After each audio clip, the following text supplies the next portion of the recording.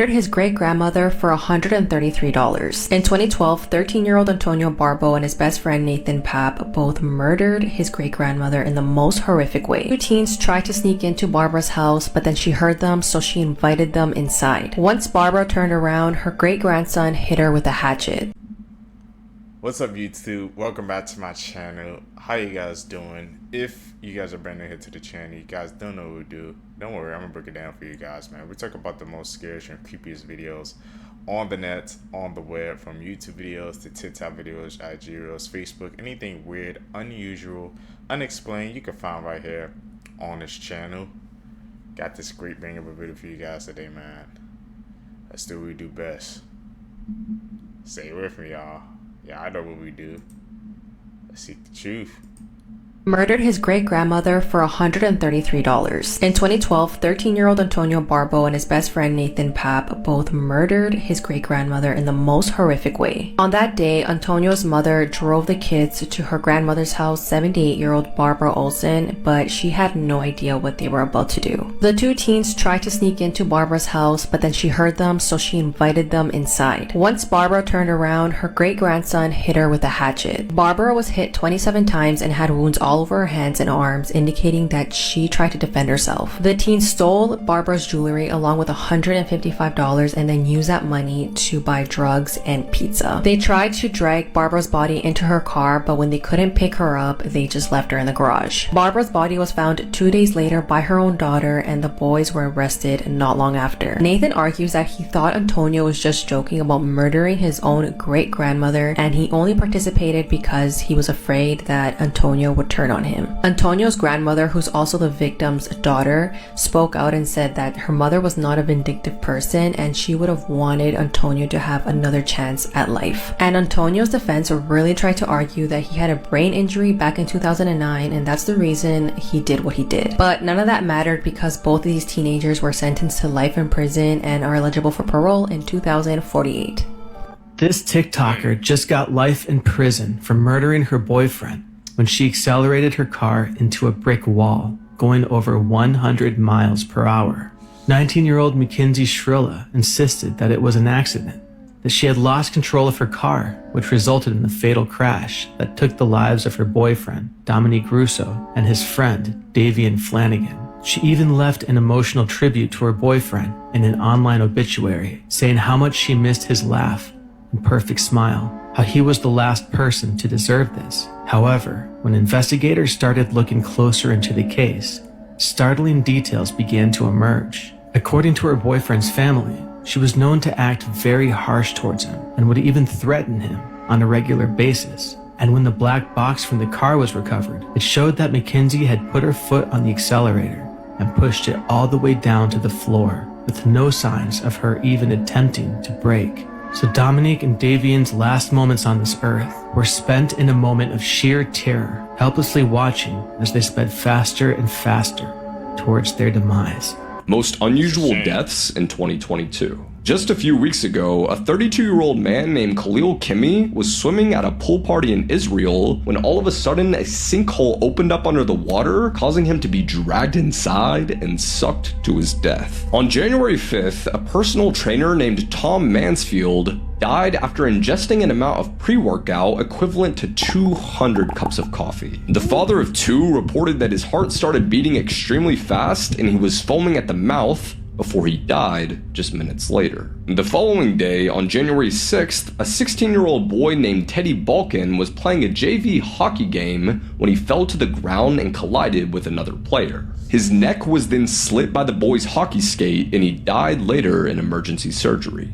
She was a hospital nurse tasked with caring for the most vulnerable of babies. Today's decision now makes her one of Britain's most prolific child killers. Lucy Letby was first arrested by Cheshire Police in July 2018, but charges weren't brought against the neonatal nurse until November 2020. Her trial, which began in October last year, heard harrowing testimonies from the parents of the 17 children involved, including the parents of triplets, 2 of which passed away in June 2016, just days after Lucy Letby had come back from a holiday in Ibiza, telling staff in a text message she would be back with a bang. It was an operation that investigators took over a year to gather evidence on. During the trial, jurors were shown post-it notes written by Letby that were found during a search of her home in Chester.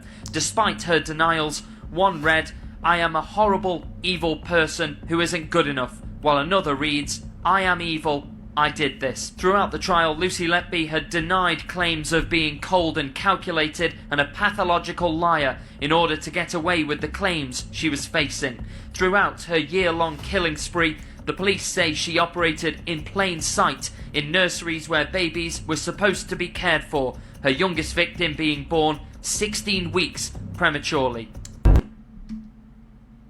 The fact that it took him over the year, man, that they had to get all the evidence show that she's been doing that for a long time, man. You gotta watch, man. The people supposed to care for people, bro. It's a crazy thought. Assaulted by her father repeatedly. This abuse led to Elizabeth having 7 children with her father, 3 of which lived with her and 3 were taken by Joseph and his wife, and 1 he killed shortly after its birth. However, in 2008, one of the children in the cellar became deathly sick, so Joseph was forced to take them to the hospital. She took her only chance to talk to the cops and told them everything. Joseph's charged with the murder of the baby Michael, as well as enslavement, incest, rape, coercion, and false imprisonment. He pled guilty to all charges and is currently serving life in prison. We need to talk about what happened to Sally Stitch. Sally was a girl from a small village in the middle of the mountains. People described her as shy and awkward, and there was one group of kids who would always bully her. One day as Sally was walking home, the bullies found her and started throwing rocks at her. But then Sally did something that shocked them. She pointed at one of the bullies and said, "You will die in 3 days." At first they thought this must be a joke, but 3 days later that boy started unexpectedly throwing up blood. The doctors couldn't find out what caused it, and he passed away exactly when Sally predicted. Soon everyone knew about Sally's ability and it really scared them. So a group of villagers lured Sally into an abandoned mine, and once no one could see her or hear her scream, they tied her to a chair and took out a sewing needle. They stitched Sally's lips together so she could never foretell another death. Then they left her in the mine and sealed the door closed. It's said that since Sally passed away alone in the dark and unable to scream, she now haunts anyone who knows what really happened to her. And once you hear her story, you have to pass it on to someone else, or she'll appear by your bed with a needle to make sure you never speak again. So send this story to someone else and follow for more. Breaking news. Details are finally coming out about the woman who was being kept inside of a house chained in Louisville, Kentucky. And they are freaking crazy, y'all. So this is the lady, Joanna Wilson. They have released her identity, and what she has to say is crazy. It's a little hard to keep up with, but from what I'm understanding, she had went to the house to help her estranged boyfriend clean the house up. She had saw him on a bicycle and he asked her to come over and help clean.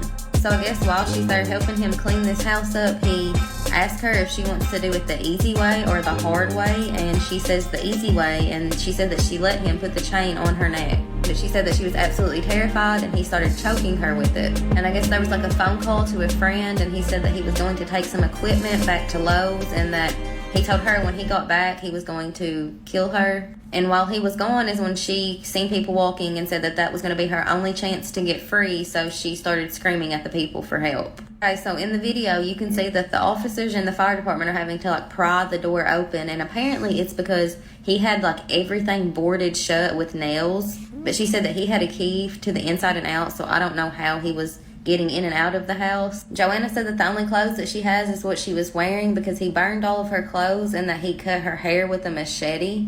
She did also say that they had a baby together that was born at 3 pounds and 3 ounces with the umbilical cord wrapped around his neck. She had this baby at home and she said that he would not help her at all or even call 911. But she did say that she got help and the baby is fine now. According to this news report, police do have a person of interest that they are currently looking for. Tragic story.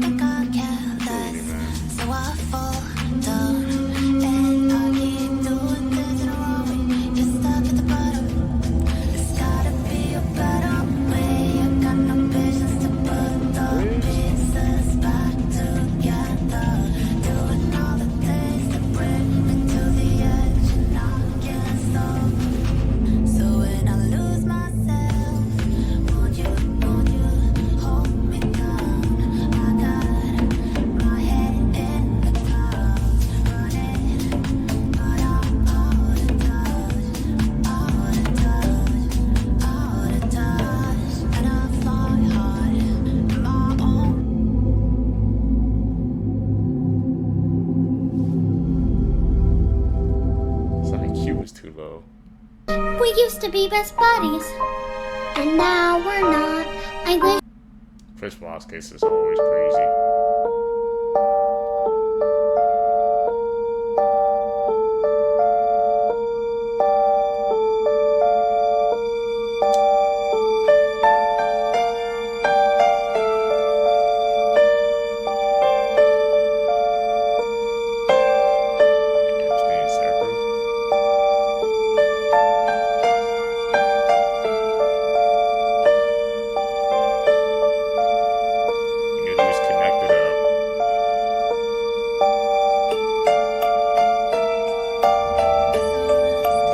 This is actually the unsolved true crime that makes me super paranoid in hotels now. So enjoy, guys. On Wednesday, January 2nd, in 1935, well, a little while ago, Roland T. Owen checked into a hotel in Kansas City, aka room 1046. Don't really know much about him. He showed up with a nice black coat and he checked into the hotel. The bellboy took him to his room.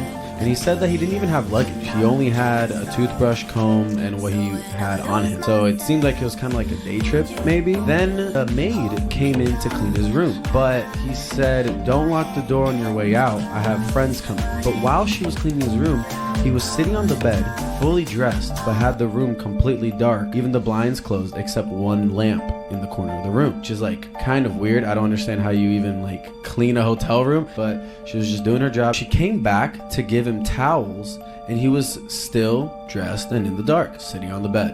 I don't know. I don't understand why he's not moving. But on the way out, after she dropped off the towels, she realized that on the table there was a note that said, Don, I will be back in 15 minutes. Wait. Next day, the maid came in, door was locked, but from the outside. I didn't realize that some hotels back in the day, you could lock from the outside. I don't know why, but they did. Architect or engineer or whatever you need to be to figure that out. So she was like, oh, okay, he probably left and locked the door. Because it also had like a do not disturb sign on, but whatever. She went in because she got to clean the room. And to her surprise, he was in the room and he was still sitting on the bed fully dressed. So I'm like, is this man paralyzed? Like, what is he doing? Is he meditating? It's just weird. I don't know. And then, as you can probably conclude, someone locked him in the room. We don't really know why. I'm assuming it's Dom, but I don't really know who Dom is either. She's cleaning the room and the phone starts ringing and the man picks it up and he says, no, Don, I don't want to eat. I am not hungry. I was like, okay, whatever. He already ate breakfast. She then left the room as it was. And then she came back with fresh towels. She knocked on the door, but this time she heard two voices. And a man with a deep voice asked who it was. And she said, housekeeping, I have towels for you. And the man said, we're good, we don't need any towels. But they didn't have any towels in the room. Very strange. So the next morning... I need to find part 2 of that, man. Wow, look what was he sitting on the bed. You guys, the Hartford County Sheriff's Office just did a press conference. They have a suspect in the Rachel Morin murder, and it's not the boyfriend. As you know, since Saturday, August 5th, 12 days ago, the Hartford County Sheriff's Office has been working around the clock to get justice for Rachel Morin and hopefully bring peace to her family. Since that first day, over 300 community tips have flooded our inboxes and emails. Her death has grabbed local, state, national, and international headlines, everyone with the same goal: find the killer and bring justice to Rachel. DNA evidence is part of nearly every modern-day investigation, and in Rachel's case, DNA evidence was collected by our Forensic Services Unit. That DNA was analyzed by the Maryland State Police, and it was ran through the National CODIS system. This DNA evidence has come back as a match, tied to a home invasion and an assault of a young girl in Los Angeles this past March. Unfortunately, that suspect has not been positively identified, but he did leave behind his DNA. Based on the DNA evidence, we consider the individual in the video we obtained from the Los Angeles Police Department and that we are about to show you on our TV screens to be the person that murdered Rachel Morin on August 5th. So we're now going to show the video. And just so everyone's aware, this video, after this press conference, this video will be posted on our social media.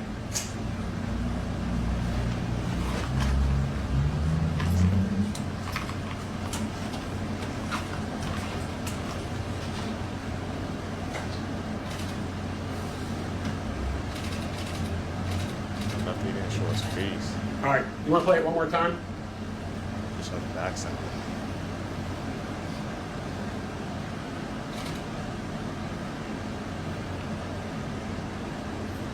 Okay. When you're ready, we're going to post it on our social media. Based on our analysis of this video and witness observations, we believe the suspect to be approximately 5'9", 160 pounds, and of Hispanic descent. If you have any information about this suspect, we are asking you to please call our detectives at our tip line.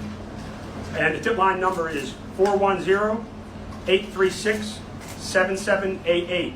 And we've also established a dedicated tip email address, and that email address is rmtips@hartfordsheriff.org. Again, that's RM as in Rachel Morin, tips @hartfordsheriff.org.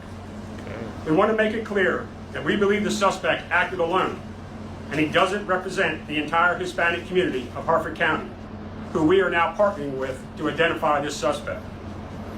Okay, so like they said, they're going to post that video on their social media, so check that out. And if anybody lives in the area, they left their phone number and their email address where you can get a hold of them if you know who that guy is. So if you've been following along with the Lindsay Shiver case, you know, the woman who hired a man and her boyfriend to her husband, check this out. Not only is she out on bond, but her husband, you know, the guy she was trying to off, he gave his approval for it. He's a lot nicer than me, because if somebody was trying to end my life, I would make them sit behind bars for as long as possible to think about what the hell they did. Yeah. Instead, she's out enjoying the beautiful white sands of the Bahamas. Bahamas. That is where an American wife and mother of 3 is now out on bond after allegedly plotting to have her husband killed. Joining us from the Bahamas, Court TV crime and justice correspondent Matt Johnson is there, and Lindsay Shiver. I know she had to check in today. Matt, what's the latest there? Part of her requirement, Ted. Nice to see you. Happy afternoon. So, yeah, she has to check in every Monday, Wednesday, Friday. Today was the first check-in. We're learning new details about her release.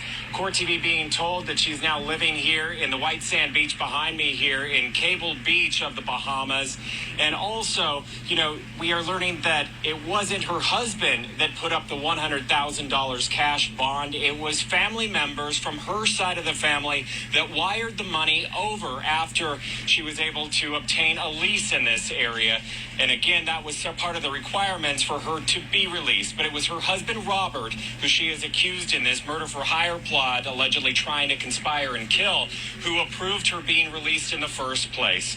We are also hearing more details about her first check-in. Today, she went to the Cable Beach police station early this morning. Again, she spent 19 days in Fox Hill Prison, one of the most notorious prisons in the world.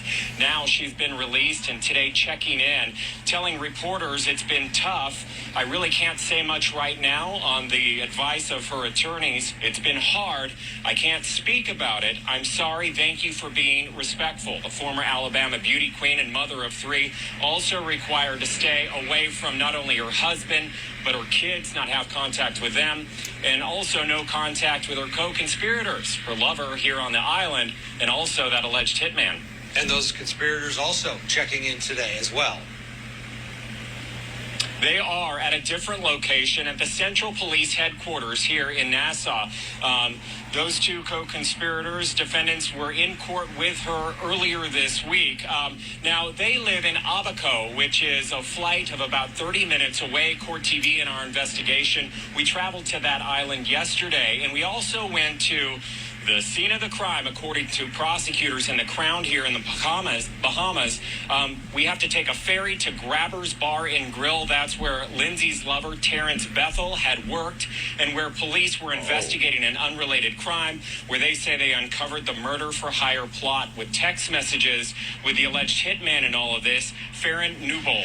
Court TV interviewed one of his family members as we were doing our investigation. Isn't that some shit? Things have been hard. Oh, well, poor you. I think what's harder is the fact that your 3 innocent sons were about to have to live the rest of their life without their daddy. And now, because of what you did, they're probably going to have to be raised without their mommy. That's harder. They're the victims. Your husband is the victim, not you.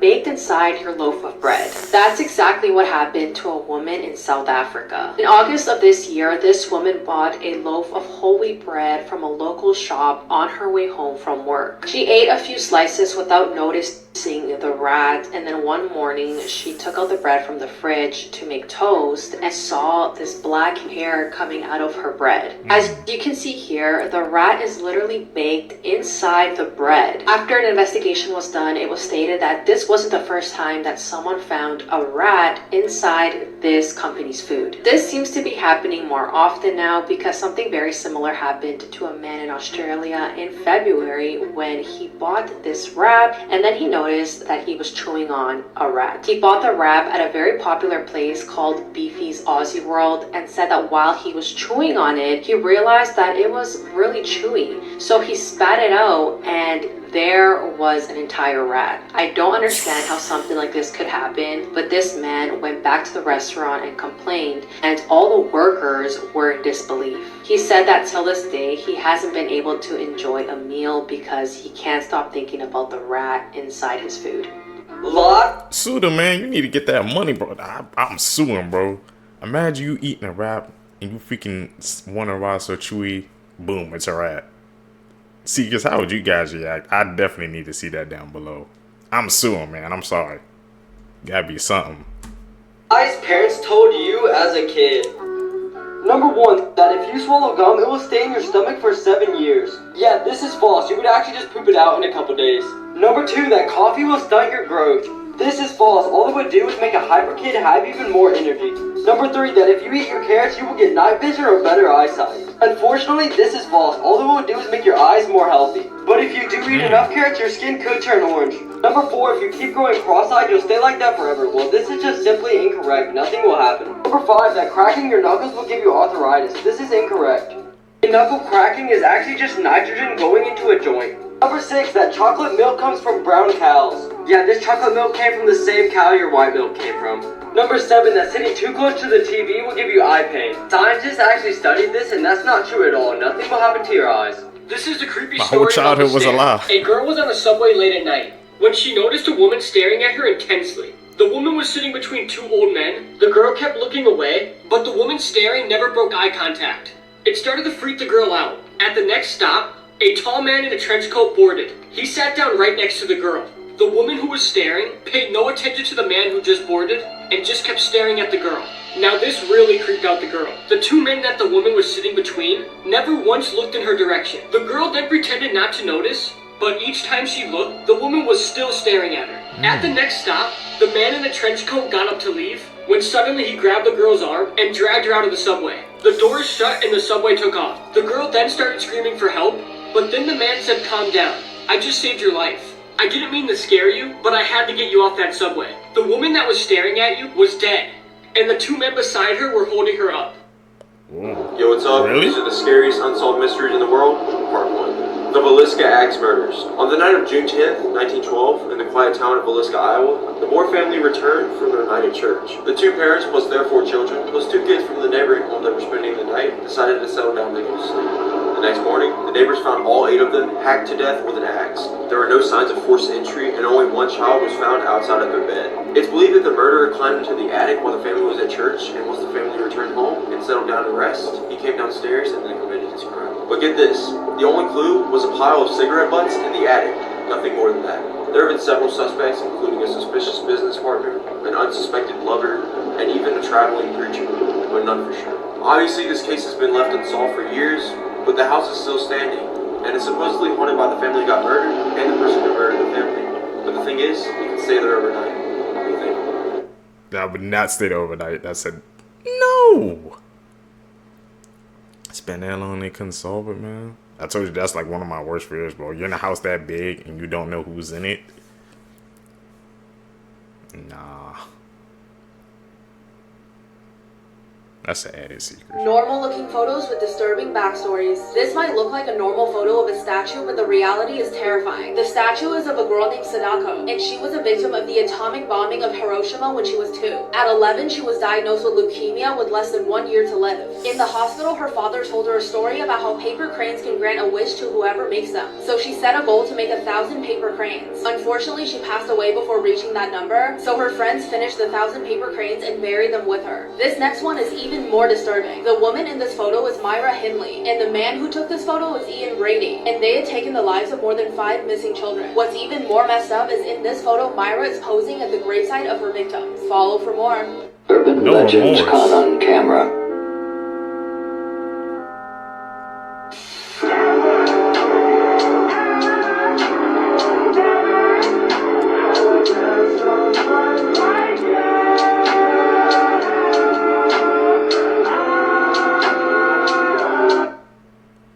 He was dashing across that field. Part 3. A chimpanzee from Zambia was observed wearing a piece of grass in her ear for no apparent reason. After other members of her group started copying her, researchers soon realized that this was the first fashion statement observed in the wild. In Moscow, Russia, packs of stray dogs have been known to send out a smaller, cuter member to beg for food. They apparently understand that it will be more successful than a bigger, less attractive member of the pack.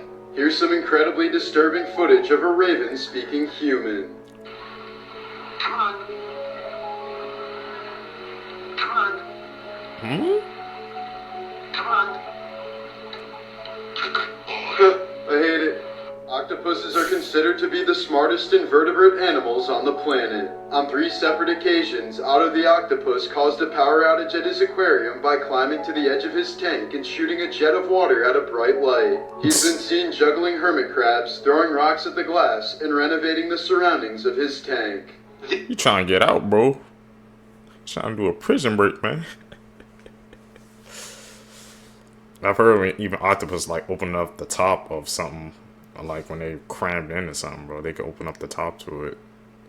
Out are 8 horrifying facts that will probably keep you up at night. Being buried alive accidentally occurred so often that people invented safety coffins. In the Middle Ages, people used to eat mummies for medical purposes. It's the main reason we don't have a lot of mummies left today. In the United States, there are more vacant homes than homeless people. Did you know that the actress Glenn Close was raised in a cult? The Pirates of the Caribbean ride at Disneyland used to have real skeletons as props. In 1976, a TV crew realized one of the hanging bodies in the Laugh in the Dark ride was indeed a real body by accidentally breaking it. Women in the 18th century used lead as makeup. This is the first chainsaw. It was invented by 2 Scottish doctors. And, it was invented for childbirth. Yeah, there's a lot more. Like for part 4. Let's go through their head. Skinwalkers. They are said to be powerful witches and medicine men. They can even change their form to any animal they desire, including humans. But they mainly change into deer, wolves, and coyotes. The scary part is they say if you see one, they can steal your face and even your last scream for help. You might think this is like a folklore or a tale. People actually believe these are real. The scary part is there's actual videos of people seeing oddly walking humans screaming help in the middle of nowhere.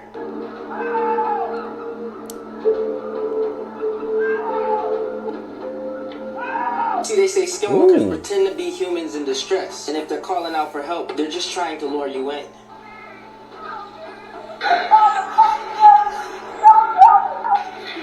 That's when they take your life and use your voice and your look to catch their next gullible victim. A man's wife wasn't even home, but yet somebody was calling him to come downstairs in his wife's voice.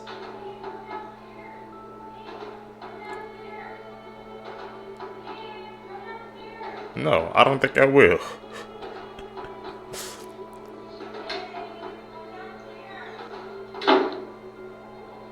If you want me to go out in the middle of the field, at least shapeshift and look like Rihanna or Beyonce. I'm making a mess, but this look good. I'll be there in a minute. 30 seconds flat. Naked. Very naked. Maybe even Lizzo. Let's light this candle. What? I noticed she's always eating somewhere when she's saying those videos, bro. You make me hungry. That's an edit, bro. Like I said, see any edits, spot them out.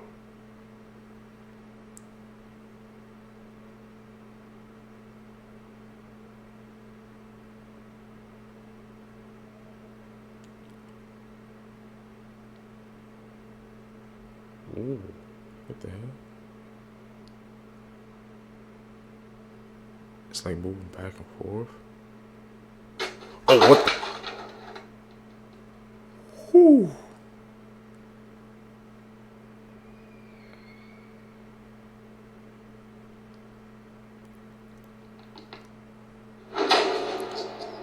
Oh, God, they got me.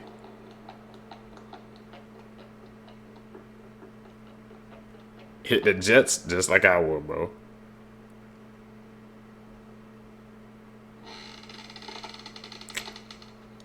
What?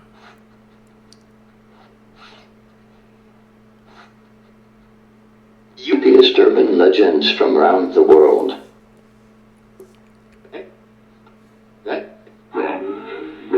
Honest.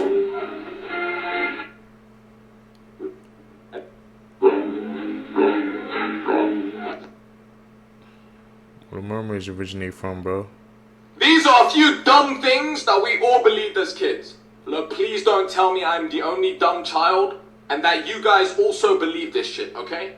Or else I'm gonna feel really left out. Okay. Anyway, let's begin. Number one, believing our parents that when they said if you had food and then went swimming, you would get a fucking cramp? Yeah, that's a load of fucking horseshit. Where the fuck did they get this information from? And why did we believe them? Search it up, it's not true at all. You can eat as much as you want and go swimming, no cramps. Number two, I thought that red ants were bad and black ants were good. That just isn't true though, is it? Like, yeah, obviously red ants are more aggressive, but they don't pose any more threats than black ants do. They're the same!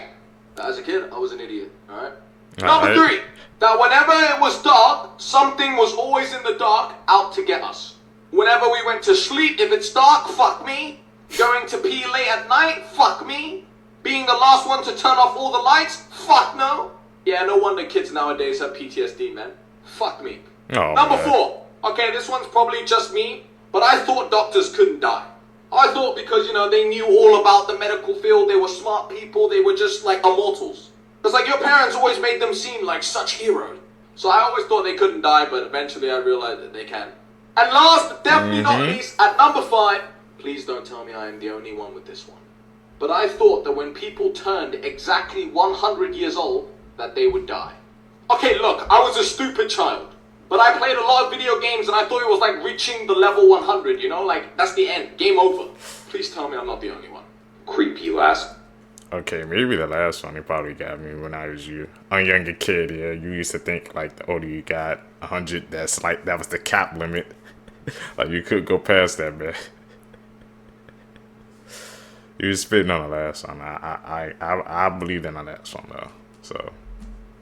Words people said right before dying. Registered nurse Shirley Smith said that she had a very rich patient who was a true Satanist that was dying of cancer. The patient had upside-down crosses and a Satan's Bible by her bedside. Shirley said that she will never forget what happened. It was the middle of the summer, and yet it was so cold and dark in her room that you couldn't even stand it, even in the middle of the day. She said that it got so evil feeling in there that she had to call a priest to pray with her and her aides before they would even enter the room. When the patient passed away, she had not spoken in over 24 hours. And then all of a sudden, she sat straight up and said, "Satan, take me." And then she fell back on the bed. Shirley said that after she passed, the room got bright and extremely warm. Shockingly, when they moved the patient's body, they had to get rid of the mattress because where her body had been, it looked burnt. And the most horrible smell was emanating from the mattress cover. Needless to say, Shirley went to confession immediately because she did not want an evil spirit around her. A nurse said that one of their patients had a serious recurrence and had to be admitted. Over the course of several nights, he had become quite upset during rounds. He kept asking for his wallet, saying that he had to pay the ferryman. The medical student on rotation in the department took a quarter out of his pocket and put it in the patient's hand. The patient then dropped the coin into the cup on his bedstand and calmed down. Later that night, he passed away quietly. The nurse asked what happened. The medical student, who remembered his Greek mythology, said that the patient had to pay Charon, the ferryman, to be taken across the river Styx. A nurse said that he was doing rounds at a hospital. There was one 2-patient patient room, and one of the patients was a very loud and confused woman who could be quite a handful. On this particular night, she had a roommate who had passed away shortly before the nurse entered the room. She was DNR, so there was no code blue. When he entered the room, he noticed that the elderly lady, who was usually very loud and confused, was sitting quietly with her hands crossed neatly upon her lap. Something was different, and there was this look of serenity on her face. She asked him in a voice that seemed much younger and clearer than before, "Did you see them, young man? They're so beautiful." He said,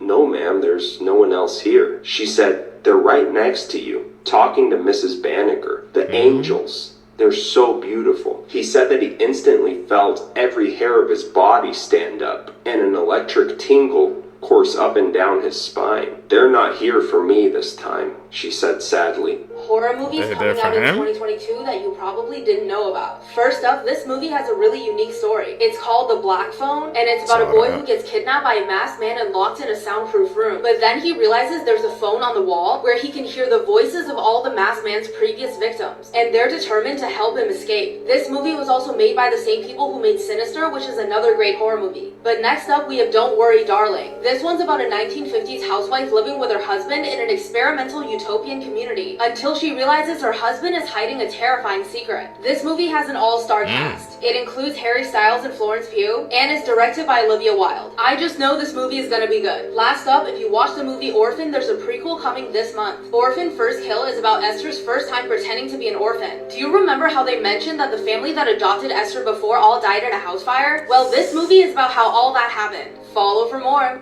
You guys know I don't check out scary movies, man, but if any of the seekers seen it, you can tell me down below how they were.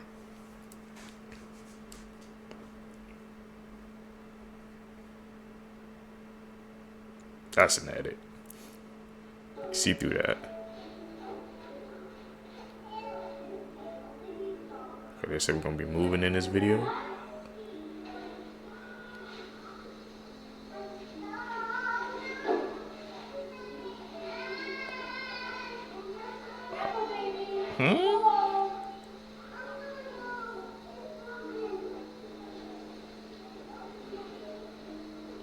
Is this an edit?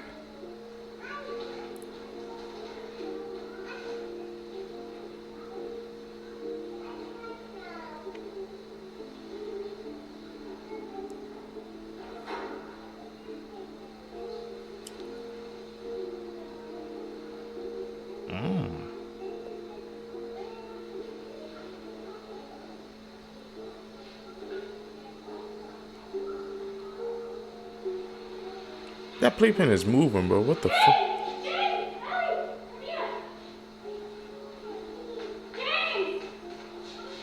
This man went to hell for 23 minutes. Listen to how he describes the demons he saw in hell. I was standing beneath this tunnel, like cavern walls that were sending upward. And all along the cavern walls were demons. Some were only 2 and 3 feet tall. Some were 12 and 13 feet tall. But every one of them were twisted and deformed and grotesque. The most hideous looking creatures. And I noticed there were snakes crawling all over everything. And then I looked and I was standing on a bed of maggots, just solid maggots crawling all over everything and everybody. But remember, Jesus said, where their worm dies not and the fire is not quenched. And he used the word maggot. And Isaiah 14:11 says, where the maggot will be spread under thee and the worm will cover thee. This is no joke. Hell is a real place. Repent of your sins today and turn to Jesus so you never go there. Did you see it? Disturbing facts that will ruin your life. The average person walks past 36 murders in their lifetime. During World War II, Japan bombed China with fleas infected with the bubonic plague. Heartbreak can trigger a massive flood of emotions that can cause fatal heart attacks. People's general happiness peaks at 21 and does not reach that level again until they retire. People who stay up late at night have more psychopathic tendencies than those who sleep early. Really? So if you're a night owl, you're a psycho?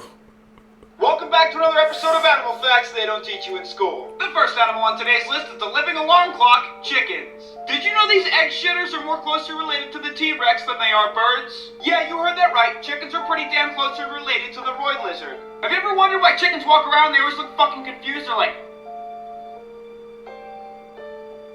Well, that's because the design of a chicken's eyes are A, really complicated, and B, can't really decide what they want to do. That's because both of their eyes do completely different things. One is nearsighted and one is farsighted, and their eyes also see more colors than we do. I would imagine these feathery cocks constantly have a headache. And speaking of heads, a chicken by the name of Mike in 1947 once lived 18 months without a head. First of all, who names a chicken Mike? And second of all, why was he headless for that long? Alright, next animal. One of the very few animals to evolve like a real-life Pokemon, the caterpillar. And I bet you didn't know this, but caterpillars dance to music. It's right here, but for whatever reason, when you talk, hello! And unlike most people, caterpillars aren't very picky with what they listen to, because they'll dance to anything if it's loud enough. Studies show that this BBC with hair in all the wrong places will dance to anything loud enough because it associates it with the predator and it's trying to ward it off by wiggling around. I don't eat caterpillars, but I feel like that makes you look more appetizing. Now, previously I mentioned caterpillars evolve, some to moths, some to butterflies. Now, you may think to yourself, that's a pretty good life. A, now you can fly around and get food and avoid predators, and B, you look less like my genitals. But life's not that great when they evolve. The fact of the matter is, many moth species don't live more than 24 hours, and that's because they're born without a mouth. Therefore, they can't eat, and they basically just starve. Their only job is to reproduce. Up next on today's list is an animal that seems to spend most of its life struggling, the sloth. Besides looking like my creepy old neighbor, every time they defecate a third of their body weight. I can't imagine that's an easy thing to do. And aside from releasing demons every time they have to go to the bathroom, it also happens once per week, and it's life-threatening. That's right, every time the animal embodiment of molasses decides it has to go to the bathroom, which is once per week, it climbs all the way down to the bottom of the tree and digs a hole to go into. So now not only are you pushing out demons, but you're also worried about predators. And you can't move very fast in case one comes along. But don't worry, they're not totally useless. Because for some reason, they can hold their breath double the amount of time as a dolphin. Dolphins are about 20 minutes, sloths are about 40. Evolution really handed my boy the shit end of the stick, but for some reason he's a professional scuba diver. And did I mention sloths are basically designed to fall out of trees, up to 100 feet without any injury, and they do it about once a week. Their body has evolved to survive these falls instead of evolving not to fall. My guy seems to work off the same logic as the human population. I'm starting to think monkeys weren't actually our ancestors. Sloths were. All I got. Peace. That's crazy, especially about the part the sloths, they evolved. You know, to take. Lady married her dead boyfriend. In 1978, in a small town in Ohio, there was a woman named Linda Smith who was head over heels in love with her boyfriend. They had talked about marriage endlessly, but just weeks before their wedding, her boyfriend tragically died in a car accident. Linda was devastated. Her boyfriend named Lemmy Leaf was the best boyfriend ever to her. One evening, Linda couldn't take it anymore, and she dug up her boyfriend's grave with the help of her two brothers. She announced she was still going to marry him. The townspeople were baffled, and some thought grief had driven her mad. Linda planned an eerie wedding party and invited everyone, wearing a white dress beside Max's corpse in a suit. Then came the twist. Linda didn't plan on returning her boyfriend to his grave. Instead, she decided that they will live together and have a family. All her friends and family saw her as a mad woman, but she didn't care. She kept her boyfriend inside a refrigerator and would occasionally bring him out for a walk. About 11 months later, she got pregnant. But you already know how she got that child.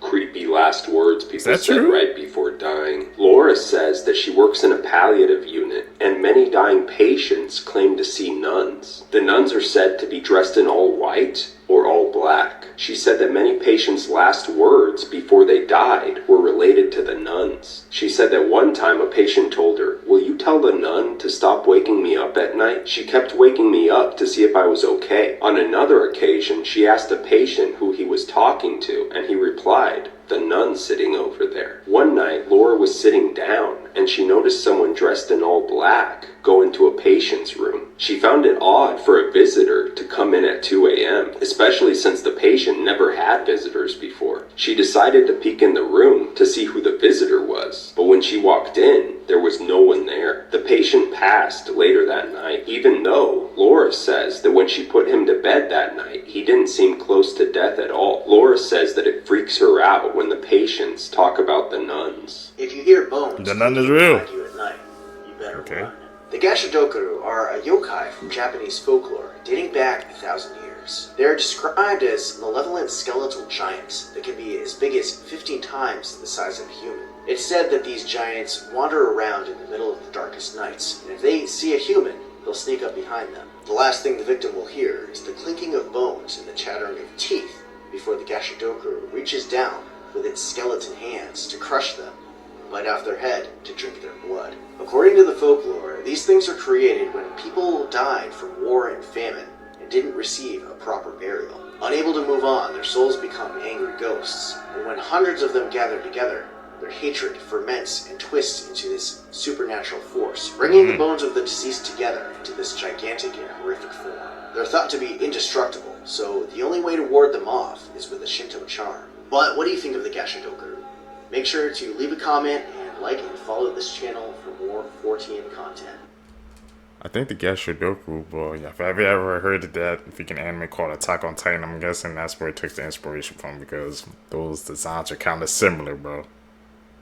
Hey man, like we said, we finding out watching these videos together that all pieces of media, man, they originate from somewhere, bro. Folklore, rumors, legends. That's what I learned, bro, watching these videos together with you guys.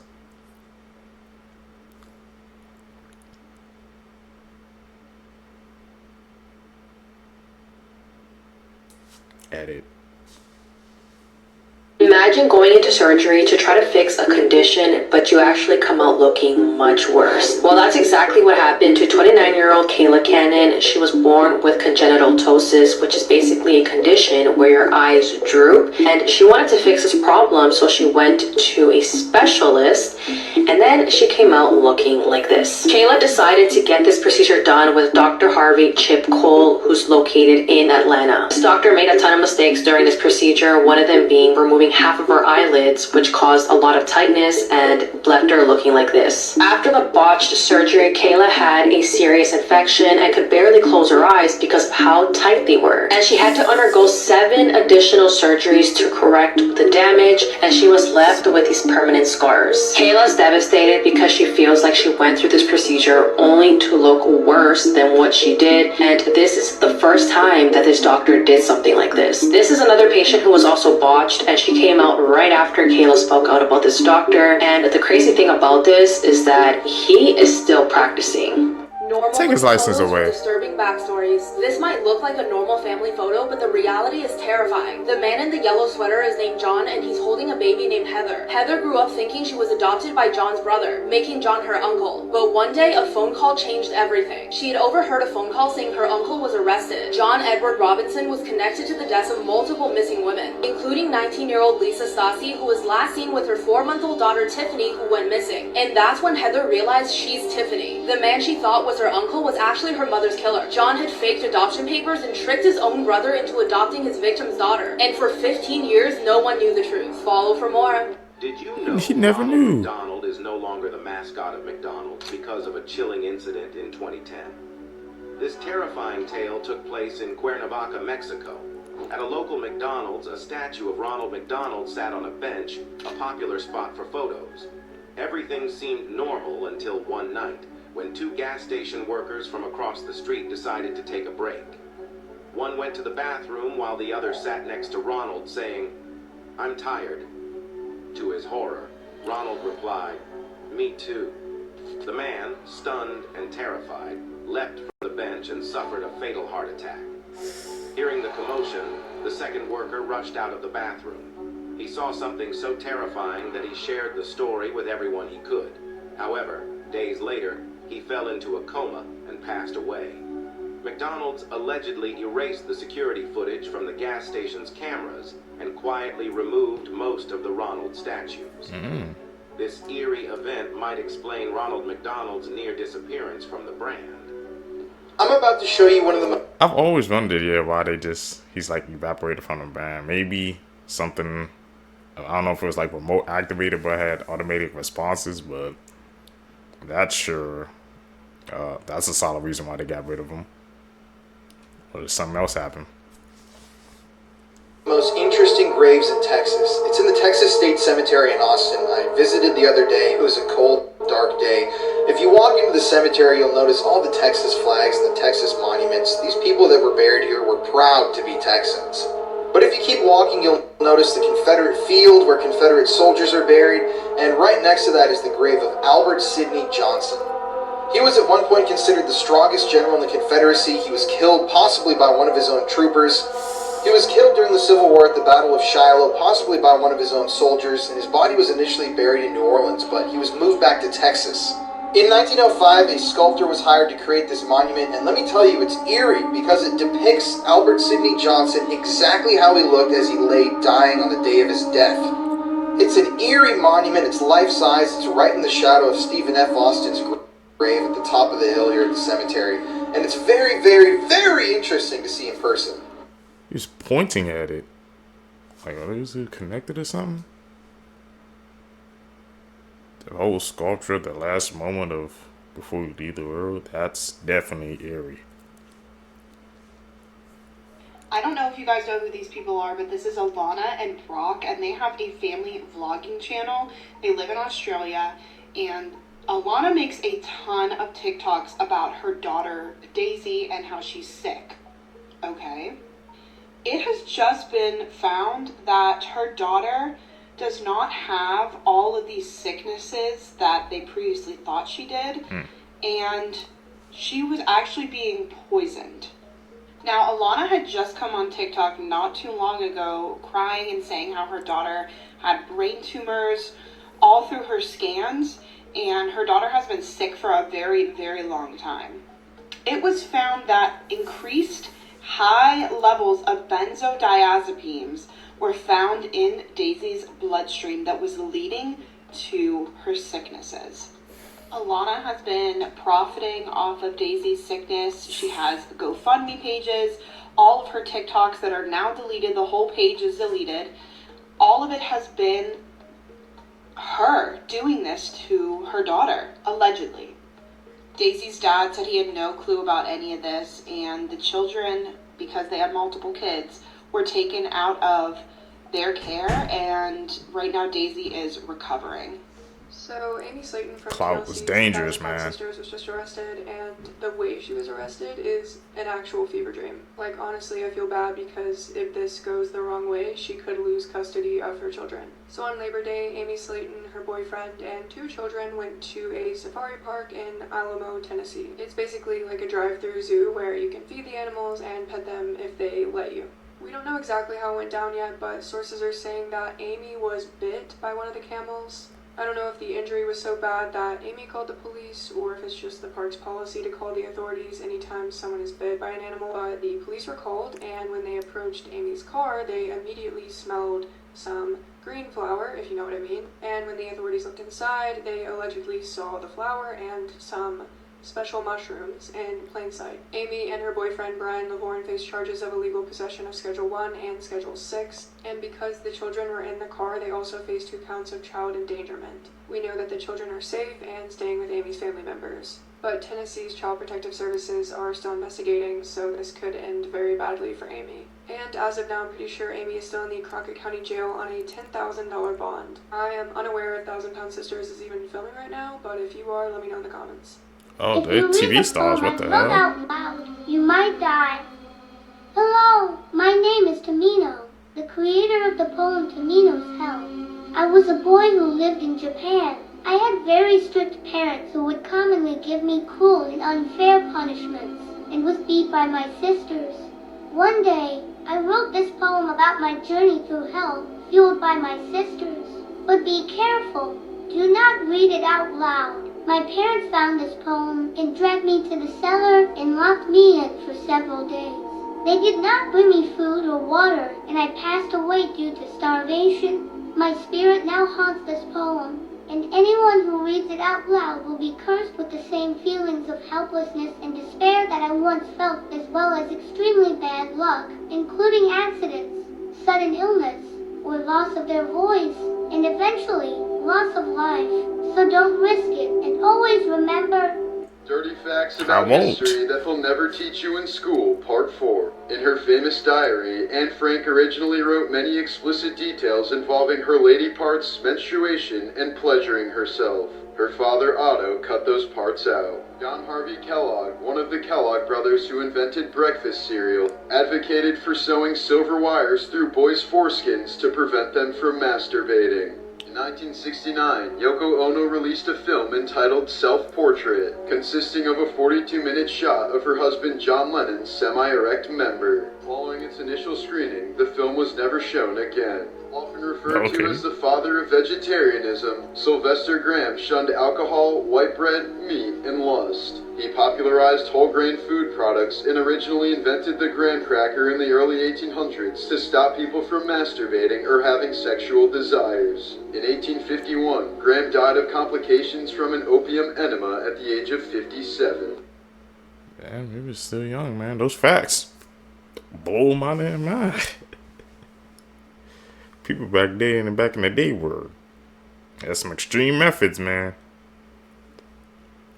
To say the least. This man vanished in the 90s, and then, 30 years later, mysteriously showed back up on his family's doorstep with no explanation. This is the bizarre case of Vasile Gorgos. In 1991, Vasile Gorgos, a 63-year-old cattle seller from eastern Romania, disappeared without a trace after leaving for a business trip. Through his work in the cattle business, he would frequently travel to other cities. He bought a train ticket as he usually did and told his wife and kids he'd be back in a few days. He left that day, but never returned. His family reported him missing to the authorities, but after months of searching, they feared the worst.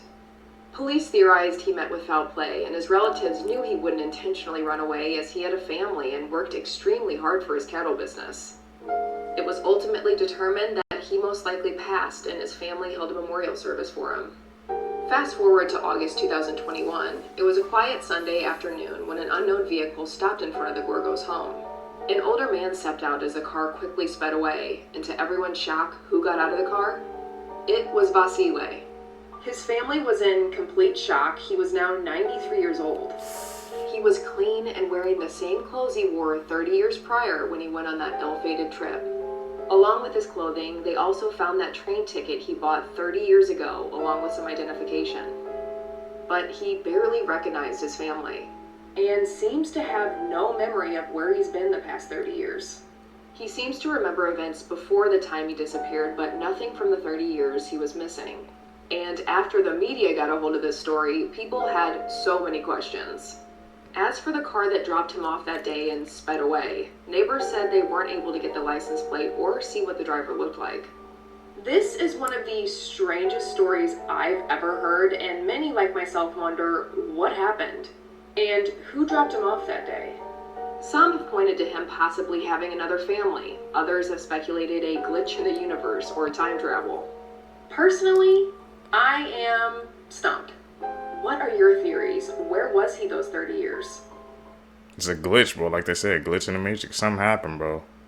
That much time You're gone. out and about and see a duplicate of yourself standing in front of you. And I'm sorry, my friend, but the end is near. Well, at least according to Irish folklore. You see, today we're looking at an entity called the Fetch. Now, the Fetch is a very simple concept. It's an exact duplicate of you. Though its appearance is regarded as an omen, usually indicating that your time is near, my friend. Though according to some, the time of day a fetch appears completely changes what it's meant to be indicating. So if you see a fetch in the morning, according to some, it's actually a good sign indicating a long life. This folklore series is quite fun, isn't it? Are you ready for the next episode? I'm going to warn everybody right now, the case that we're about to cover is easily one of the most disturbing true crime stories I've ever heard in my life, so viewer discretion is really advised for this one. This is Kevin Davis. He was 18 years old back in 2014 when this horrific event took place. Kevin lived here in Corpus Christi, Texas, and shared an apartment with his mother, Kimberly, and his sister, Destiny. On May 26, 2014, Kevin snapped. He had been having homicidal thoughts for a long time, but on that particular day, he decided to bring his dreams and his fantasies into reality. On that morning, Kevin told his mother, Kimberly, that he wanted to unalive himself, and she told him that she couldn't stop him if he wanted to. After hearing this unexpected response from his mother, Kevin went into a rage. He grabbed a cord and attempted to strangle his mother on the couch where she was sitting. But his mom, Kimberly, managed to fight him off, and in a panic, Kevin went into the other room and grabbed a hammer. Now, this is where it gets really disturbing, so if you're still here with me and you have a weak stomach, don't keep listening. Kevin then bashed his own mother's skull in with the hammer, hitting her at least 20 times, and he then grabbed a knife from the kitchen and inserted the knife into the head wound. At that point, Kimberly's head was opened up, she had a massive head wound, and her brain was exposed, and Kevin stuck his hand into his own mother's head and played with her brains. He later told detectives that it felt like putty.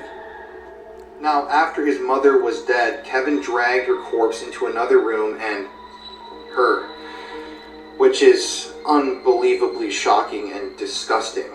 After all this was said and done, he went to a neighbor's house, told them to call 911, told them that he had just murdered someone, and he was arrested without incident. When Kevin ultimately arrived at the police station, he was brutally honest with investigators about his crimes. I listened to the entire interrogation, and I cannot unhear some of the things that he told investigators. It's vile and shocking. But at one point, he smiles at the investigators with a little grin and says, "Yes, I guess I lost my..." to a corpse. After his trial, he was handed down a sentence of life in prison. He's still alive, he's still in Texas right now, and he even admitted to investigators that if he was given the chance, if he were out on the street again, he would kill again. I'm sorry to have to fill your guys' minds with this stuff, but this is a truly disturbing case that I can't stop thinking about because of how horrific it is, and yeah, I cannot believe that this happened. No words for that case, man. Speechless.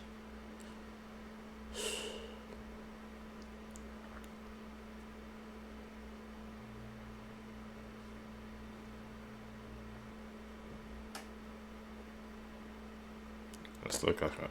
This case is considered law enforcement's most baffling case. Jason Jowski was born on June 24th of 1981. Jason's parents were Jim and Kelly. Jason was incredibly loved, and he would become a big brother when his little brother, Michael, was born.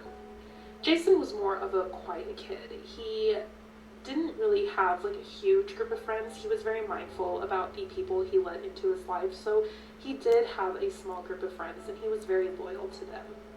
But Jason was also incredibly intelligent. He had dreams of being a radio DJ, and he did work part-time while he was in college as a DJ, and people said that when he was on radio, he became very peppy and lively. Like, it was a completely different personality. He was very talented at being a DJ. He was currently taking a break from his classes at the community college he was going to in Iowa because his parents simply could not afford it. But he very much planned on going back to school. He had just recently gotten another job that offered tuition reimbursement, and he was very excited to continue his studies so he could become a radio DJ. But on top of wanting to be a radio DJ, he also was very religious and talked about maybe one day becoming a priest. Jason was not the kind of kid that was involved in partying or drugs. He was a very studious and responsible young man. But before he was starting this new job, he was currently working a job at Fazoli's. On June 13th of 2001, Jason was called into work. His boss called him and asked if he would come into work early that day at Fazoli's. Jason agreed to this, but his car was currently in the shop getting work done to it, so he told his boss that he would just walk to work, which would have been about 4 miles away from his home in Omaha, Nebraska. But his boss said, we have another person coming in, I can have them come pick you up and take them to work. So Jason agreed to meet with this person at the high school that both him and his coworker had gone to school at. This would have been about 8 blocks away from his house, or half a mile. They agreed to meet at the school at 11 a.m., and the last known sighting of Jason was about 10:45 in the morning when their neighbor saw Jason and his younger brother Michael taking the trash cans from the street back to the garage. This would have been about 10:45. Jason is then seen walking toward his high school right after taking these trash cans back from the curb to the house. And sometime in this 10-minute walk, it would have been about 10 minutes to get from his house to the high school, Jason simply vanishes. We'll get into more in part 2. Give me a couple of minutes to film it and get it up. It'll be down in the comments. That will ruin your life. Baby chicks, while very sweet, are often grinded up. In many large factories, if they're baby roosters, they're just tossed into a grinder. Pretty gross. Did you know that in the United States alone, every year, around 2,500 people die from using right-handed equipment that were originally left-handed? Sucks to be left-handed. George Bush Sr. was the only man to survive after his plane was shot down in World War II by Japanese soldiers.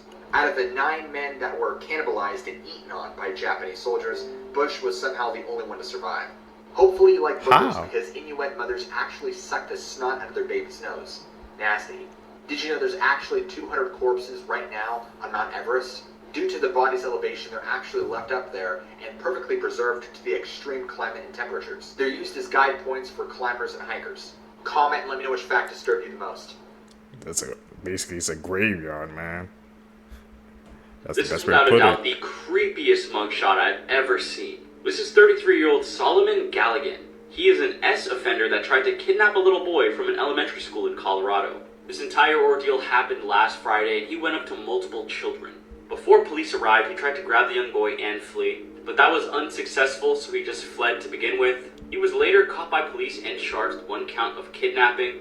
As a result, the elementary school and the surrounding areas are increasing security and police presence. But bro, this mugshot is definitely the creepiest shit I've ever seen. There's not a single feeling of remorse or regret in those eyes. He's now being held on a $25,000 bond. He had a similar incident in 2012 and he failed to register as an offender. Now, luckily, the little boy that he tried to kidnap was unharmed. And this also happened while the kids were at recess. I'm not sure how this happened. I feel like when I was growing up in recess, all of the teachers would be watching us. Yeah. They definitely need to set up security. Let me know what you guys think about this case in the comment section below. And as always, these videos are for informational purposes only. Movie bloopers that are better than the actual movie. In The Dark Knight, while Joker sits in a jail cell, he overhears Detective Gordon get promoted to commissioner. Naturally, the rest of his squad applauds him, but then they hear the Joker clapping in the background. The Joker's creepy clap wasn't in the script, but it fit the scene so well they kept it in. In the show Friends, Matthew Perry actually hits his head on a filing cabinet. Please, just... Well, this was a total accident, and Jennifer Aniston's reaction was completely genuine. In this scene in Spider-Man Homecoming, Tony Stark leans over to open the door, but Peter Parker hugs him instead. This wasn't in the script, but Tom Holland thought it would be funny, which led to Robert Downey Jr. improvising this line on the spot. That's not a hug, I'm just grabbing the door for you. We're not. Classic. In How the Grinch Stole Christmas, in this scene, everything was supposed to fall off when Jim Carrey pulled the tablecloth. But it didn't go as planned, so he had to improvise.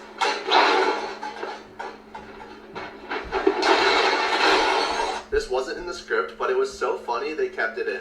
Records that will never be broken again. Number 1, the woman with the most children. Back in the 1800s, a Russian woman named Vasiliev gave birth to 69 total children. She had 16 pairs of twins, 7 triplets, and 4 quadruplets. And no one has come close to matching that number since. Number 2, the most nuclear explosions ever survived. This is Tsutomu Namaguchi. He has survived 2 different nuclear explosions. Tsutomu was on a business trip when the first nuclear bomb was dropped on Hiroshima in 1945. After miraculously surviving that explosion, he returned to his hometown of Nagasaki just in time to witness the second atomic bombing. But again, he miraculously survived and lived till the age of 93. That's rough.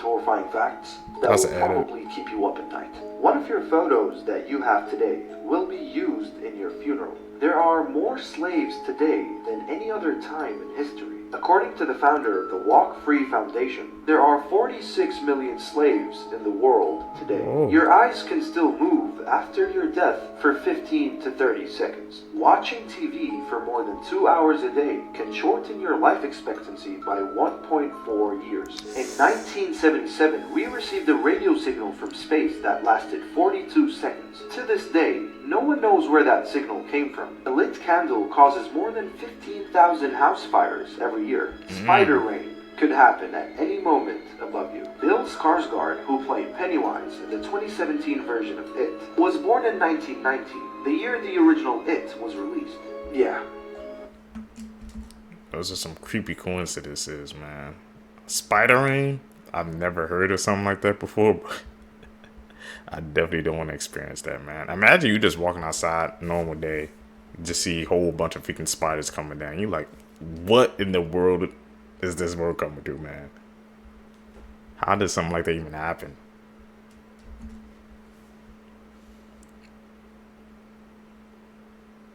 If you see him while you're awake, run. So this story actually comes from a Reddit user who's a therapist. And this user had a patient who was coming in complaining of seeing Hatman at night.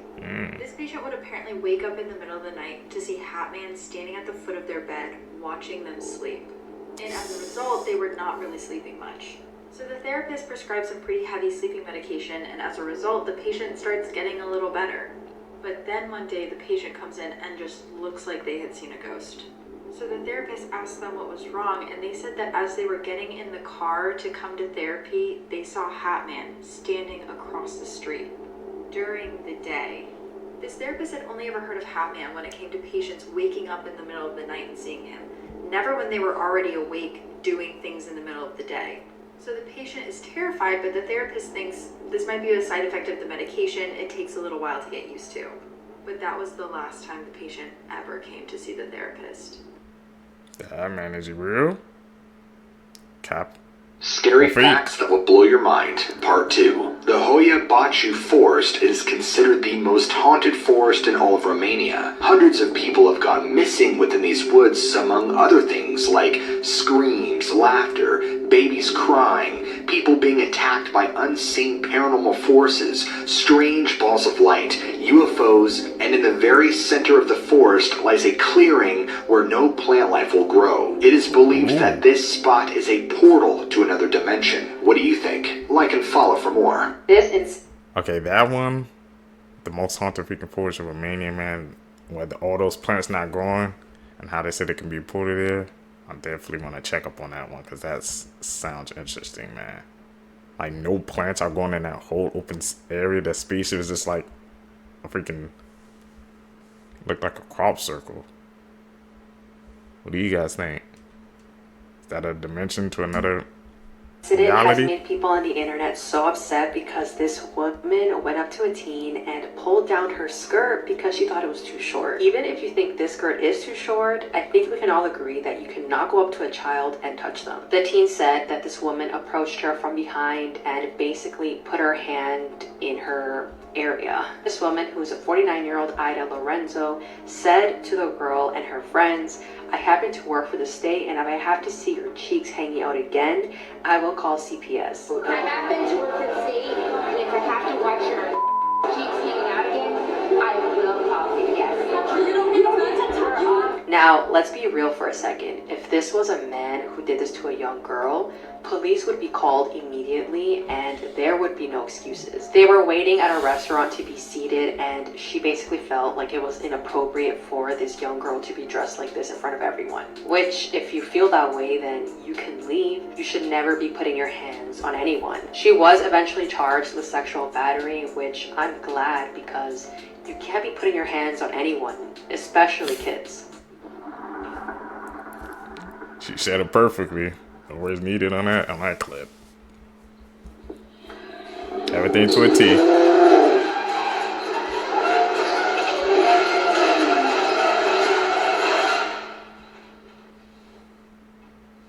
Here are 5 regular things that are illegal in North Korea. Number 1, wearing jeans. In North Korea, wearing jeans is a symbol of their enemy America. Number 2, turning off the radio. All houses come with a government-installed radio that makes announcements through the day. Number 3, practicing religion. Reading a Bible can get you publicly executed. Number 4, watching foreign films. Watching foreign films can get you executed or sent to a labor camp. And number 5, listening to foreign music. All music has to be Kim Jong-un approved.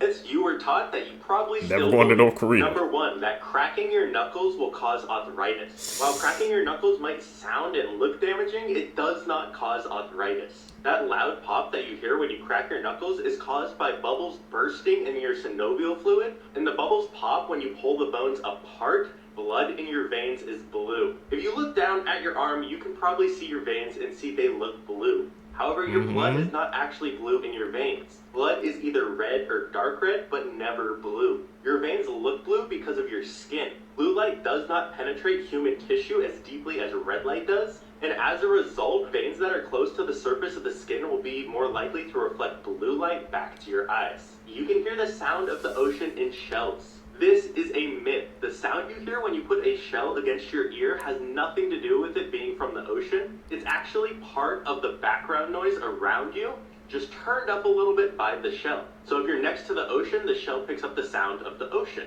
the alpha wolf.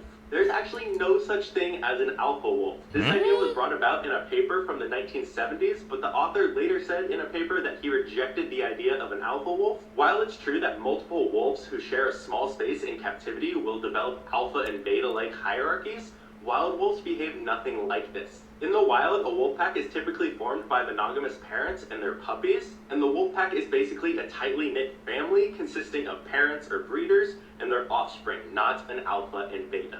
We need to talk about... Hey man, those facts, those will blow my freaking reality wide open, man. I've always when you used to put a shell up to your ear, they always used to say that like you were here in the ocean. That's another piece about your hood. Gone. And I remember seeing freaking blue veins, yeah. I remember when I was a kid sometimes I would see blue. I'm like, is our blood blue? I said, how come when we bleed it's never blue? So I learned that very early on, man, but we're learning out here today. I like that. Sex tourism. So if you don't understand what this is the practice of elderly men and women from America or other countries traveling to more undeveloped countries where the ages of consent are much lower and then purchasing children to do things with. These are just some of the men who have been caught on camera doing these things. And this opens up a disturbing thought. I mean, you think you know somebody, but what are they doing in these foreign countries? Because laws were passed in the 2000s that outlawed this practice, meaning that if you committed an act with a child in a foreign country, the United States government can still prosecute you. But there was a great documentary made by Chris Hansen where they followed a wealthy American doctor over, I think it was in the Philippines, one of those countries, and caught him in the act of purchasing a child. And then they followed him back to the United States where he had a full family, he ran a successful practice, and he was then turned over to the authorities. But all you have to do is look at this and the low ages of consent in so many different countries. And just recently, a North Dakota lawmaker was caught doing this in the Czech Republic. So how many children have to be hurt before more action is taken against this whole thing? Every single year, the statistics show that over 1 million children are abused as a part of this system. 1 million children. Imagine a group of 1 million children. All of their lives completely changed forever. Every single year. Every year. And these sick bastards get away with it time and time again. Now, I don't know what I can necessarily do to stop this from happening, but I can inform people and try to get these videos out because this is incredibly disturbing stuff. And I'm going to talk more about this guy in my next TikTok. Curtain number 1. Trying to find a loophole. Disgusting.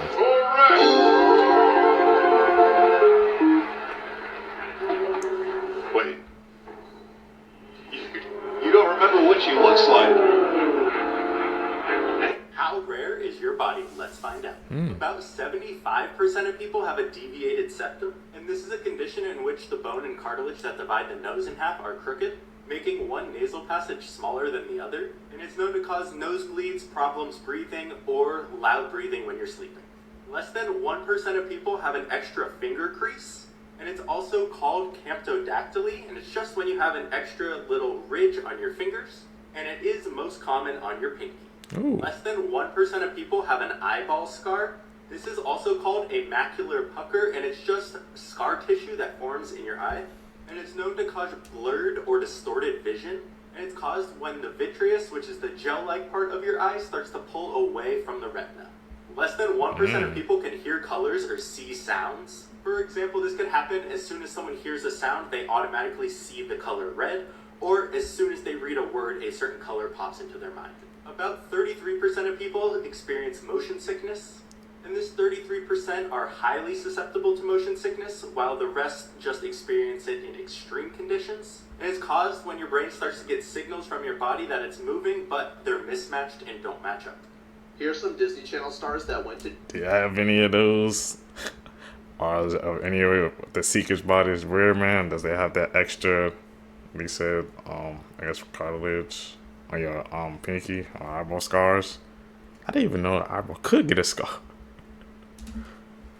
to jail, but each time the crime gets worse. Starting off, Mitchell Musso, who played Oliver Oken in Hannah Montana, was pulled over in 2011 for driving under the influence. He was only 20 at the time and was arrested and released on bail. Because of this, his character was written out of Parrot Kings and his show Prank Stars was cancelled. Next up, Adam Hicks, who played Luther on Zeke and Luther and had a starring role in Lemonade Mouth, was arrested a couple times, but most recently for an armed robbery with his girlfriend. His sentencing was delayed multiple times due to mental health evaluations and was eventually given a 5-year sentence. But he's now currently on parole and making music on TikTok. Moving on, Lindsay Lohan was Disney's golden child in the early 2000s, starring in iconic movies such as The Parent Trap, Freaky Friday, and Mean Girls, before getting into trouble with the law. She's been arrested for driving under the influence, drug possession, violating her probation, a theft charge, and has even had a bench warrant out for her arrest. And finally, Phil Lewis, who played Mr. Mosby on The Sweet Life of Zack and Cody, was arrested and charged for vehicle manslaughter after killing a 21-year-old girl while drunk driving. When they tested his blood alcohol, it was 3 times the legal limit. He was originally given a 5-year sentence, 2 years of probation, and 350 hours of community service, but ended up only serving 1 year due to his work with prison-based theater groups that performed in jails, churches, and schools to highlight the consequences of drug abuse. After breaking up in the 50s, these 2 high school sweethearts are now newlyweds at 82 and 85. Eddie and Caroline dated for years in high school, and they spent so much time together that Caroline was known as Eddie's girl around their Nashville town. And when Eddie graduated a few years before Caroline, she had hoped for his class ring as a sign of commitment, but Eddie wasn't ready, and he was about to leave their hometown for the ROTC program at the University of Tennessee when he dropped her off at her house one evening in 1959 without giving her a class ring and with no mention of the future. Caroline knew that their relationship was over. She says that she recalls running into her house and crying for that entire night, and then the two went on to live completely separate lives, including Caroline winning Miss Nashville the same year that Eddie left. In 1961, they both married other people and shortly thereafter had children and raised families. Eddie spent 21 years as a pilot in the Air Force, and Caroline became an interior designer and an author. But in 2001, Caroline lost her husband, and in 2021, Eddie lost his wife. A year later, in 2022, Eddie felt compelled to reach out to Caroline, and he says he called 9 times before she answered, but when she did, the spark was still there. With 6 decades of catching up to do, they met back up in Nashville, and just 3 months later, Eddie asked her to marry him. He wanted to get her a traditional engagement ring, but she said that all she wanted was his high school class ring, just like all those years ago. Now, as newlyweds in their 80s, they say that they feel just like kids again. I'm Jen, and I post something positive every day.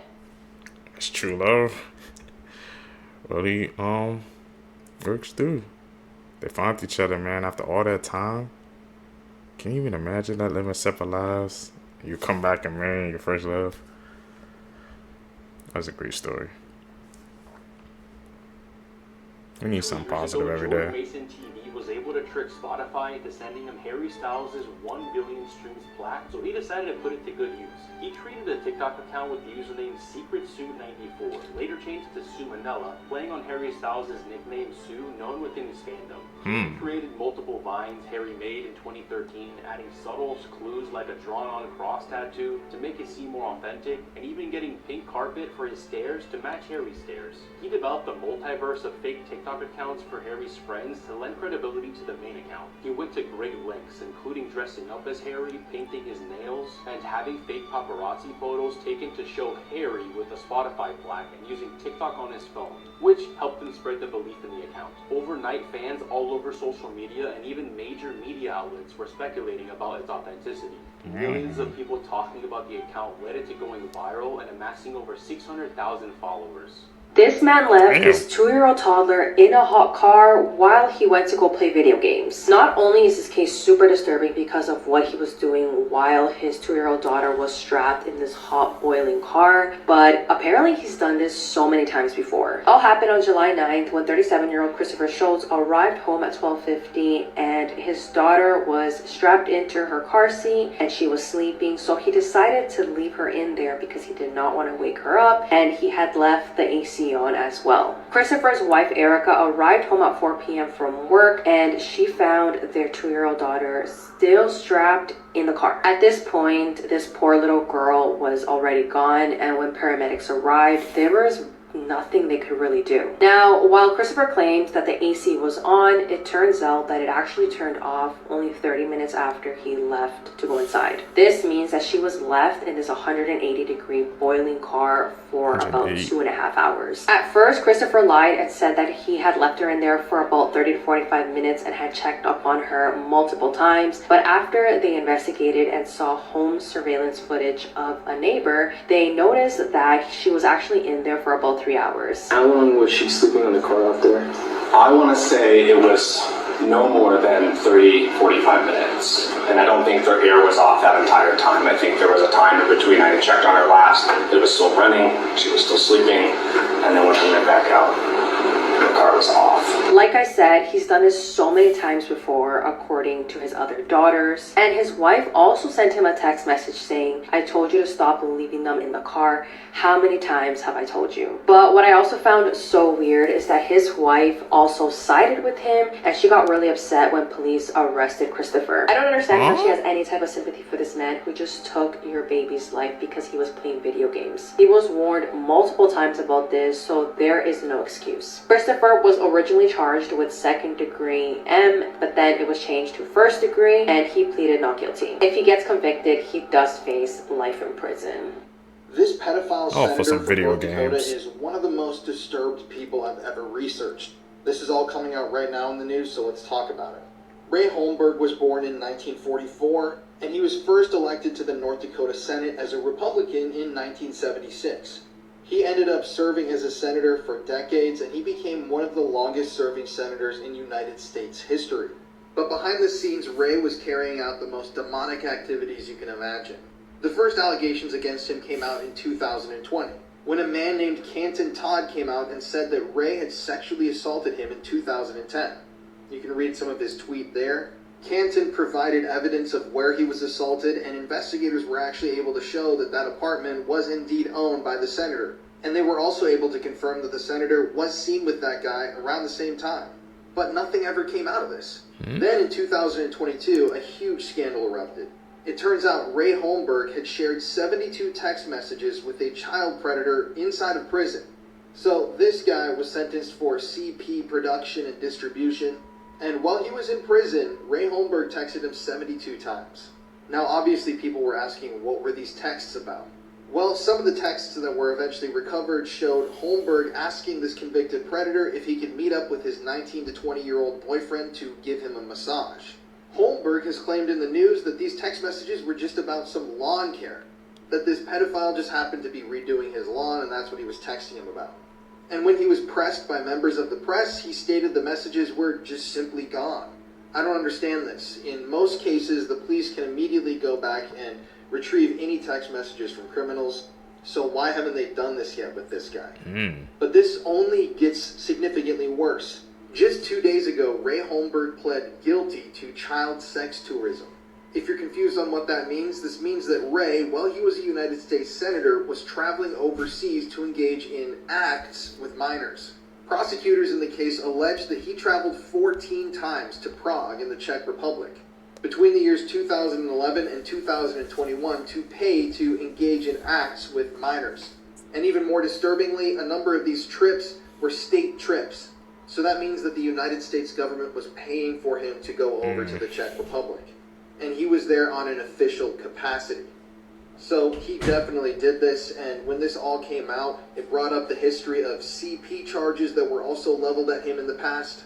That's right, they also discovered that between 2012 and 2013, Ray, who was a United States Senator at the time, was using the alias Sean Evans online to, quote, convince a child to send him sexually explicit images. AKA, this freak was pretending to be a child online to receive CP from a child. So with all of this, the sexual assault, the traveling to a country to engage in acts with minors, the CP, all of that, you would imagine this guy would go away for a long time, right? These are serious, terrible charges. Well, no. Because he pled guilty, he's going to get a sweetheart deal. That means that the Department of Justice dropped the CP charges against him, and the judge is believed to, quote, recommend the low end of the sentencing guideline range. His lawyers have said they expect him to get 3 to 4 years in prison.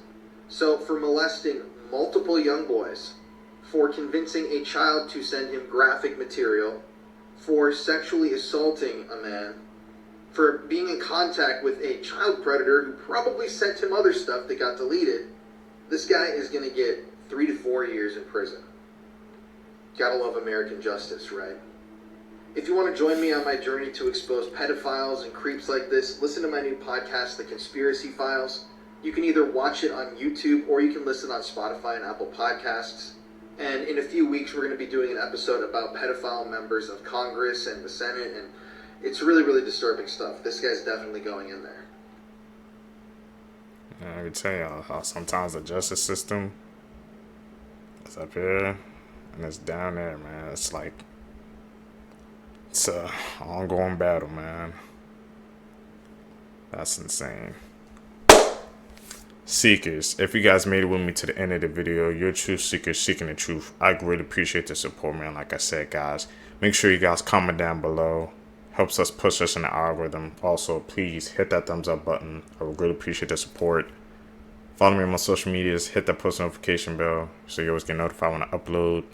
Guys, gonna catch you in the next video, man. I'm out. Peace, YouTube.